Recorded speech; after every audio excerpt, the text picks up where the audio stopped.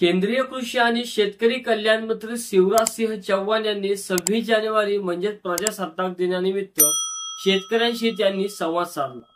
या कार्यक्रमात त्यांनी बोलताना शेतकऱ्यांविषयी काही महत्त्वाच्या शेती संबंधित चर्चा देखील केल्या।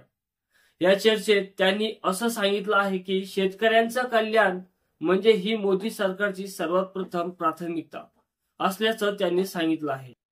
आणि त्यासोबतच त्यांनी असं देखील म्हटलं आहे की आम्ही शेतकऱ्यांचं उत्पन्न वाढवण्यासाठी फार्म टू कंझ्युमर या गोष्टीवर भर देऊ। काय आहे नेमकं फार्म टू कंझ्युमर, आधी आपण ते समजून घेऊया। फार्म टू कंझ्युमर ही एक महाराष्ट्र शासनाची योजना आहे। या योजनेत राज्यातील शेतकऱ्यांना त्यांच्या शेतमालाला थेट बाजारपेठ मिळवून देण्यासाठी सुरू करण्यात आलेली आहे। या योजनेअंतर्गत शेतमाल थेट ग्राहकापर्यंत पोहोचला जातो, ज्यामुळे मधले दलाल टाळले जातात आणि शेतकऱ्यांना त्यांच्या उत्पादनाचा योग्य भाव मिळतो।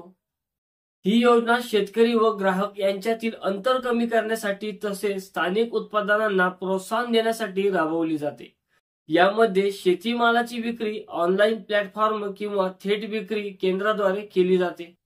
आणि त्यासोबतच त्यांनी असं देखील सांगितलं आहे की यानंतर आता कृषी यंत्राचं अनुदान आता थेट खात्यात जमा करू आणि त्यासोबतच फळभाजीपाला उत्पादकाला वाहतूक खर्च देखील त्यांच्या खात्यावर जमा करू।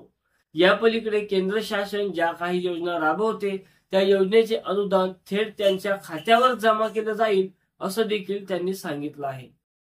याशिवाय चौहान यांनी शेतकऱ्यांना पीएम किसान सन्मान निधी योजनेचा 19वा हप्ता या हप्त्याबाबत काही माहिती दिली, जो फेब्रुवारी महिन्यात जमा होणार असल्याचं त्यांनी सांगितलं आहे। शेतकऱ्यांच्या हितासाठी सरकार वेगवेगळे उपक्रम राबवत असून त्यांना थेट बाजारपेठेशी जोडण्यासाठी प्रयत्न करत आहे, त्यामुळे शेतकऱ्यांचे उत्पन्न वाढण्यास मदत होईल असंही त्यांनी या कार्यक्रमात सांगितलं आहे।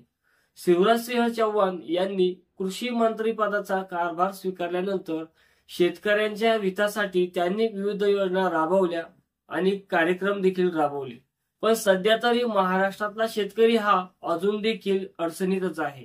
त्याचे कारण असे की त्यांच्या शेतमालाला भाव नाही। अजूनही शेतकऱ्यांच्या सोयाबीन घरातच पडलेले आहे।